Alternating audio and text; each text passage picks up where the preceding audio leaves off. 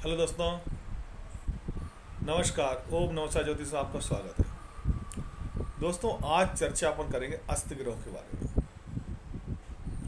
जो ग्रह अस्त हो जाते हैं वो व्यक्ति के जीवन में क्या काम करते हैं। अस्त ग्रह व्यक्ति को भिखारी बना सकते हैं भाई साहब, और अस्त ग्रह व्यक्ति को राजा ही बना सकते हैं। अब आप सोचोगे कि यार अस्त ग्रह हैं, अस्त को क्या, अस्त यानी बिल्कुल मृत, जिन्हें कुछ दिख ही नहीं रहा, जिन्हें कोई देख नहीं रहा, ना दिख रहा है ना कोई देख रहा है। ऐसे ग्रह राजा कैसे बना सकते हैं, और ऐसे ग्रह भिखारी कैसे बना सकते हैं। कटोरा हाथे पकड़ा के भिखारी बनाने की क्षमता रखते हैं अस्त ग्रह। तो इस बारे में आज चर्चा करेंगे। दोस्तों, जब सूर्य से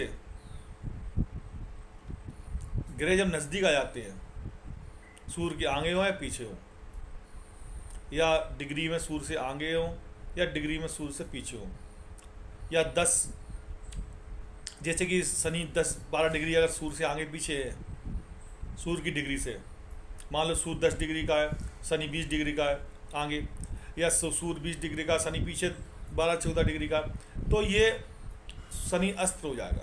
ऐसी स्थिति में सूर्य के प्रकाश में शनि खो जाएगा, वो दिखेगा नहीं और ना देख पाएगा। ऐसा करे अंधा हो जाता है बिल्कुल, यानी अस्त। अब वो राजा भिखारी कैसे बनाएगा, ये बहुत बड़ा पॉइंट है। अब देखिए, कोई भी ग्रह कुंडली में होता है व्यक्ति के, किसी व्यक्ति के जीवन में कुंडली में कोई भी ग्रह होता है तो वो कहीं ना कहीं ग्रह का घर का स्वामी होता है, किसी ना किसी घर का स्वामी होता है। अब राहु केतु की बात की जाए तो वो तो अस्त होते नहीं, छाया ग्रह है। सूर्य को उल्टा वे ग्रसित कर लेते हैं या ग्रहण लगा देते हैं। राहु केतु ग्रह सूर्य पे स्वयं ही ग्रहण लगा देते हैं, लेकिन अस्त नहीं होते, छाया ग्रह हैं। लेकिन बाकी सारी ग्रह अस्त होते हैं। चंद्रमा अस्त होता है, तुम्हारा शनि अस्त होता है, शुक्र अस्त होता है, बुध अस्त होता है, मंगल अस्त होता है, गुरु अस्त होता है। ये 6 के 6 ग्रह अस्त होते हैं अगर सूर्य के आगे या पीछे बिल्कुल नज़दीक हो डिग्री के हिसाब से। हर किसी की डिग्री अलग अलग होती है। जैसे 12 डिग्री पे चंद्रमा अस्त हो जाता है, सूर्य से 12 डिग्री के आसपास हो तो चंद्रमा भी अस्त हो जाता है। बुध भी अस्त हो जाता है, अगर बकरी हो तो 10 डिग्री पे अस्त हो जाता है, और वैसे 12-14 डिग्री तक अस्त होता है। तो हर ग्रह की अलग अलग डिग्रियां हैं जहाँ पे ग्रह सूर्य के आसपास होने से अस्त हो जाते हैं। अब कुंडली में कोई ना कोई ग्रह किसी ना किसी घर का स्वामी होता है। मान लीजिए आपकी मेष लगन है। अब मेष लगन के हिसाब से देखा जाए तो मंगल लगन का स्वामी हो गया, ठीक। अब मंगल लगन का स्वामी है तो स्वाभाविक है कि मंगल को बलवान होना चाहिए, मजबूत होना चाहिए। अपने उच्च क्षेत्र में, या उच्च क्षेत्र ना हो तो मित्र क्षेत्र में हो या स्वराशि में हो, कहीं ना कहीं तो बलवान होना चाहिए, क्योंकि लगन तो मेन होती है।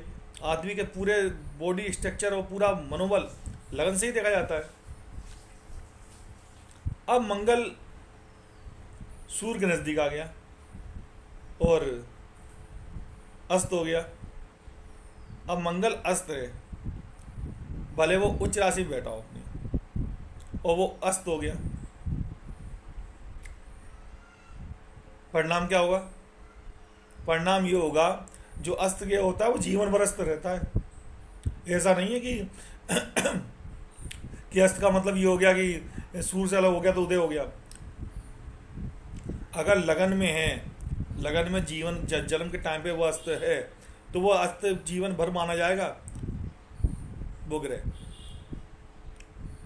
समझ रहे हैं आप? गोचर की बात अलग हो गई, लेकिन जन्म की बात अलग हो गई। जन्म के समय जो ग्रह जहाँ जहाँ बैठ जाते हैं, जहाँ जहाँ उनका स्थान हो जाता है, वो उनका जीवन भर उनका असर होता है। उन ग्रहों के हिसाब से। अब क्या हुआ, मंगल अस्त हो गया, सूर्य के पास आ गया, सूर्य की डिग्री के पास आ गया, सूर्य की डिग्री के अंतर्गत आ गया और वो अस्त हो गया। व्यक्ति की लगन की स्थिति कमजोर हो गई, लगन बल कमजोर हो गया,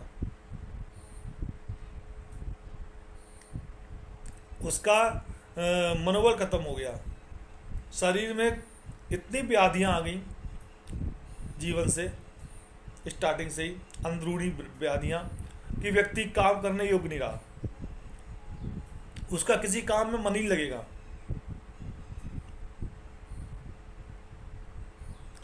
ऐसी स्थिति में ये मान लो कि व्यक्ति काम करने की इच्छा करेगा भी तो नहीं हो पाएगा, कहीं ना कहीं आलस उसे जकड़ लेगा, क्योंकि मंगल अस्त है, मंगल उसे बली नहीं दे रहा, मंगल उसे बूस्टर नहीं दे रहा, उसे मजबूती नहीं दे रहा।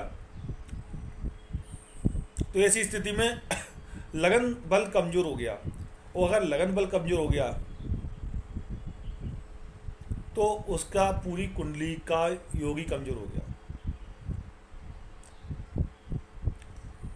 अब उस कुंडली में भाग्य का स्वामी थोड़ा मजबूत बैठा हो या उच्च का बैठा हो या अमृत क्षति बैठा हो, तो वो उस व्यक्ति को रोटी खिलाता रहेगा बस।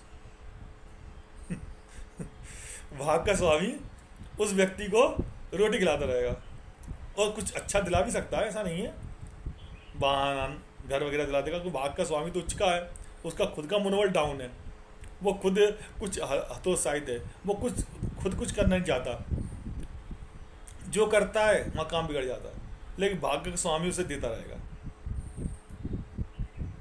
ऐसा व्यक्ति अमरवीर बन जाएगा। अमरवीर समझते हैं, अमरवीर मतलब हो गया किसी दूसरे पर डिपेंड होना। तो ऐसा व्यक्ति किसी दूसरे कंधों पर चढ़ जाएगा, वो भाग्य का स्वामी उसे चढ़ा देगा और वो व्यक्ति का जीवन कट जाएगा। अगर भाग्य का स्वामी उच्च का है, मजबूत है, और भाग्य ग्रह में कोई भी पापी ग्रह का संयोग नहीं है, तो ऐसी स्थिति में वो व्यक्ति निकल जाएगा, लाइफ ले जाएगा, लाइफ को ले जाएगा, जी जाएगा, लेकिन खुद का उसका मंगल के कारण मनोबल डाउन हो जाएगा, वो कुछ नहीं कर पाएगा। अब इसी तरह सारे ग्रहों की स्थिति बनती है। अब जैसे वृष लगन हो तो अगर शुक्र महाराज आ गए, व्यस्त हैं, तो भी स्थिति गंभीर है। दूसरी एक कंडीशन और है, मंगल, शुक्र, बुध और बृहस्पति, शनि, ये कुछ ऐसे ग्रह हैं जो दो राशियों का प्रतिनिधित्व करते हैं। अगर ये अस्त होंगे तो दो घरों को खराब करेंगे, और दो घरों को खराब नहीं करेंगे अगर वे दो ग्रह महत्वपूर्ण हैं व्यक्ति के जीवन के लिए, तो वो जीवन को ही निपटा लेंगे धीरे धीरे, क्योंकि अस्त ग्रह में कोई खुद की पावर होती ही नहीं है, उसे कोई दिखता ही नहीं है, सूर्य की रोशनी में खो जाता है वो, तो उसे चारों तरफ बस सीधा सीधा एक सफ़ेद लाइट, मतलब कुछ नहीं दिखना, रास्ता दिखना ही बंद हो जाए। जैसे कि कोई मोटरसाइकिल से जा रहा है और एकदम से उसकी लाइट बंद हो जाए, अंधेरा हो, थोड़ी चांदनी रात हो तो बात समझ में आती, लेकिन अंधेरा हो तो मोटरसाइकिल चला पाएगा वो? मोटरसाइकिल चलाए, कार, कोई भी वाहन हो, ऐसा नहीं कि एक ही वाहन की बात कर रहे हैं, किसी भी वाहन पे हो, साइकिल पे भी हो ना, तो भी चल नहीं पाएगा, लाइट चली गई तो क्या चला जाएगा साइकिल से, बताइए? लाइट चली गई, अंधेरा हो गया, चांदनी रात नहीं, अंधेरा पड़ा है, आंखें गड़ाएगा, बहुत तेजी से आंखें गड़ा के देखेगा, कुछ दिख रहा है, आंखें गड़ा के पूरी आंखें खोल के देखेगा, थोड़ा बहुत दिख जाएगा तो थोड़ा बहुत आगे बढ़ जाएगा, फिर साइकिल से उतर जाएगा। तो इसी तरह से अस्तग्रह होते हैं। अस्तग्रह को सूर्य के पास आके अगर अस्त हो गए तो बस उनका काम खत्म। अगर लगन कुंडली में जन्म के टाइम बसते हैं तो उनका काम उस कुंडली में खत्म, फिर वो नहीं, पूजा पाठ से भी नहीं आते वो, कि आप सोचो कि आप जैसे कि साइकिल या मोटरसाइकिल से कोई व्यक्ति दूसरा व्यक्ति पहुंच जाए, टॉर्च दिखाने लगे, यहाँ टॉर्च का नियम लागू नहीं होता ग्रहों के साथ, ठीक है ना? तो फिर ये स्थिति आ जाती है। अब समस्या क्या है कि रंग और राजा, भिखारी और राजा कैसे बना सकता है अस्त्र। अब पहले तो हमने ये बात कर ली आपसे मंगल के बारे में। कोई और लगन हो, अरे तुला लगन हो, वृष लगन हो, मकर लगन हो, कुंभ लगन हो, कोई भी लगन हो, उसका स्वामी जो भी ग्रह अस्त है, तो ये वो कंडीशनें पैदा करता है, व्यक्ति को हतोत्साहित करता है। लेकिन अगर भाग का स्वामी भी, कोई ग्रह भाग का स्वामी हो के अस्त है, भाग का स्वामी उसके हंसते तो जिंदगी और बेचारा संघर्ष करता रहेगा। और ग्रह अगर उसको मजबूत कर रहे हैं, और ग्रह उसको बल दे रहे हैं, और ग्रह उसको फायदा दे रहे हैं, तो क्या होगा, जिंदगी में संघर्ष करता रहेगा। संघर्ष तो करता रहेगा, दो वक्त रोटी कमाता रहेगा, लेकिन भाग उसको आगे नहीं जान देगा। वही किस्सा है कि एक कुएं में केकड़े डले थे, एक केकड़ा बाहर निकलने की कोशिश करता, दूसरा केकड़ा उसकी पकड़ के खींच लेता। वो किस्सा है। जैसे ही वो मेहनत करेगा, खुद दम लगाएगा और उसे लगेगा निकलने वाले, उभरने वाले, सोई वो ग्रह पकड़ के नीचे पकड़ बिठा लेगा। भाई कहाँ जा रहे हो, आराम करो यार, अब भी बैठे तो आजाद, हमें कुछ नहीं दिख रहा, तुम्हें कैसे दिख रहा है। वो ग्रह कहेगा कि हमें तो कुछ दिख नहीं रहा, तुझे तुम्हें कैसे दिख रहा है यार, आराम करो, बैठो। तो भाग का स्वामी अगर हंसते, राज्य का स्वामी, 10वें घर का स्वामी हंसते, आय का स्वामी हंसते, तो भाई साहब आप फिर संघर्ष करते रहिए, मेहनत करते रहिए, दिन रात मेहनत करिए, परिणाम लास्ट में 0। 2 वक्त की रोटी भले वो मिलती रहे, वो तो आजकल क्रांति योजना से मिल जाती है, लेकिन ये कंडीशनें हैं कि ग्रह अस्त होने से काफ़ी निगेटिव स्थितियां बन जाती हैं। अब ये तो हो गया एक निगेटिव कि भिखारी कैसे बना सकते हैं ग्रह। तो ये ग्रह जो अस्त होते हैं, और वो अगर किसी महत्वपूर्ण स्थान में बैठे हैं, ये आपकी कुंडली में बहुत ज़्यादा योग्य है, जैसे योग कारक ग्रह है वो, योग कारक ग्रह समझते हैं किसे कहते हैं। कोई ग्रह अगर केंद्र का स्वामी भी है और त्रिकोण का स्वामी भी है उस कुंडली में, तो वो योग कारक ग्रह है। एक तो केंद्र का स्वामी हो गया और एक त्रिकोण का स्वामी हो गया, यानी पहले, चौथे, 7वें, 10वें घर का स्वामी, किसी एक घर का स्वामी इन चारों घरों में, और 5वें या 9वें घर का स्वामी भी हो गया, तो वो क्या हो गया, त्रिकोण का स्वामी हो गया और केंद्र का स्वामी हो गया, तो वो योग कारक ग्रह हो गया उस कुंडली के। और वो अस्ते तो व्यक्ति साधु बन जाना चाहिए फिर तो, भगवान भजन करे, क्योंकि जब योग कारक ग्रह उसको कुछ सपोर्ट नहीं कर रहा है, लगन का स्वामी अगर मजबूत है, तो योग कारक ग्रह अस्त है और कुछ सपोर्ट नहीं कर रहा है, तो व्यक्ति साधु बन जाए, बढ़िया है, भगवान मिल जाए उसे, कोई लगन बल से उसको भगवान तो प्राप्त कर ही लेगा वो संघर्ष कर करके, लेकिन उसे कुछ ग्रह देने नहीं देगा। वो योग का ग्रह का अस्त्र है तो वो उसे देने नहीं देगा, वो उन घरों को डैमेज कर देगा।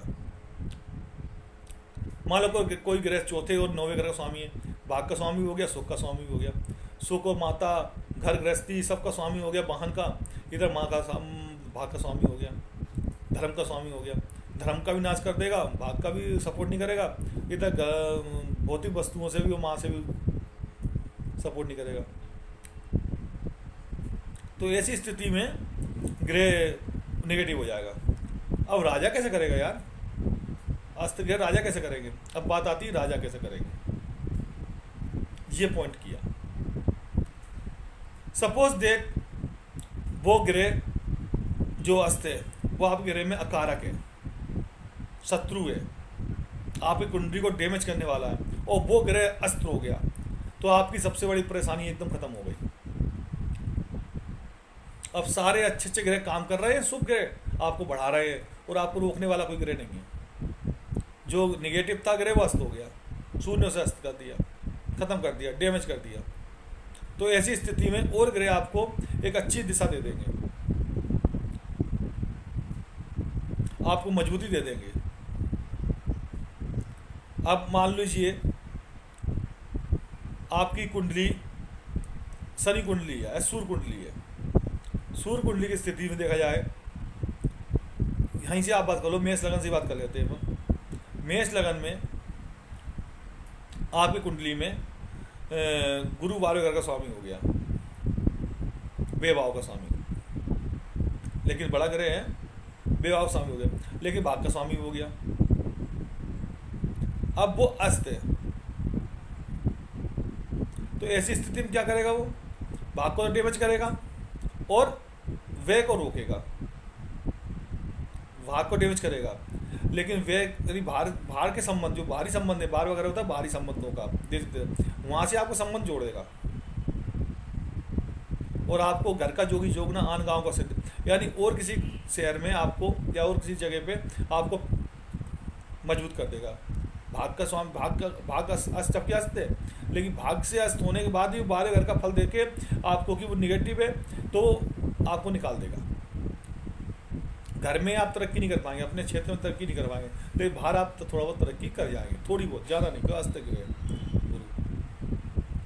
अब ऐसे में कोई घर छठे घर का स्वामी है या 12 घर का स्वामी होके अस्त है, कोई ग्रह, कोई पापी ग्रह शनि वगैरह, या शनि मान लीजिए, या मंगल कोई मान लीजिए, शनि मान लीजिए, या शुक्र मान लीजिए, अस्त है छठे घर, तो शत्रु की संख्या नहीं बढ़ेगी। फिर आप एक सोम व्यक्ति होंगे, शत्रुओं पे विजय प्राप्त कर लेंगे अपनी सौम्यता से, अपने व्यवहार से। और ग्रह आपके सारे काम करते रहेंगे, भाग के स्वामी काम करता रहेगा, 5 ग्रह का स्वामी काम करता रहेगा, केंद्र के सारे ग्रह काम करते रहेंगे, और यहाँ शत्रुओं पर भी आप सौम्यता से विजय प्राप्त कर लेंगे। अगर शत्रु वाला ग्रह अस्त है तो, क्योंकि वहाँ निगेटिव वो शत्रु बढ़ाएगा ही नहीं, उसकी पावर ही खत्म हो जाएगी बस शत्रु बढ़ाने की। क्या होता है, जब कोई ग्रह शत्रु ग्रह का स्वामी होता है वो पावर में अस्त नहीं, तो शत्रु बढ़ाता है, और अच्छी स्थिति में बैठा तो नाश भी करता है, लेकिन बढ़ाता तो है, शत्रु बढ़ तो रहे, नाश तो बाद में कर लेगा वो। लेकिन अस्त ग्रह में स्थिति में क्या शत्रु बढ़ा ही नहीं पाएगा वो तो खुद अस्त है, उस शत्रु से मतलब नहीं। तो ऐसे व्यक्ति क्या होता है कि उसके शत्रु कम बनते हैं, रोग कम आते हैं उसके पास, रोगों से भी ज़्यादा टेंशन नहीं रहती, वो गिरी अस्त है, वो तो कुछ कर ही नहीं रहा ना, वो अच्छा बुरा आपको देख ही नहीं रहा ना, तो रोगों से भी आपको मुक्ति मिलेगी। तो ऐसी स्थिति में और जो ग्रह है, भाग का स्वामी हो गया आपका, 5 घर का बुद्धि का स्वामी हो गया, आय का स्वामी हो गया, 11वें घर का स्वामी हो गया, या लगन का स्वामी हो गया, 4थे घर स्वामी हो गया, वो आपकी पावर को बढ़ा देंगे। अच्छी शुभ स्थिति बैठे हैं तो वो आपको रंग से राजा बना देंगे। जब कोई टांग अड़ाने वाला नहीं मिलेगा तो ये ग्रह आपको आगे बढ़ा देंगे। तो कुछ कंडीशन ऐसी होती हैं कि अगर पापी ग्रह या कुंडली के अकारक ग्रह अगर वो अस्त है तो उसका फल आपको मिलेगा। अब वो आपकी कुंडली के हिसाब से देखना पड़ेगा, आपको देखिए, चेक करिए कि कौन से ग्रह आपके लिए अकारक हैं, कौन से कुंडली में शत्रु वाले ग्रह हैं जो आपको नुकसान पहुंचा सकते हैं। अगर वे ग्रह अस्त हैं तो और सारे ग्रहों को मौका मिल जाएगा आपको आगे बढ़ाने के लिए, आपको रंग से राजा बनाने के लिए, फिर आप एक मजबूत स्थिति प्राप्त कर सकते हैं। ठीक है दोस्तों, आज चर्चा की अस्त ग्रहों के बारे में, आगे भी चर्चा करेंगे। देखते रहिए ओम नमः शिवाय ज्योतिष, और सब्सक्राइब करिए, लाइक करिए, शेयर करिए। धन्यवाद दोस्तों।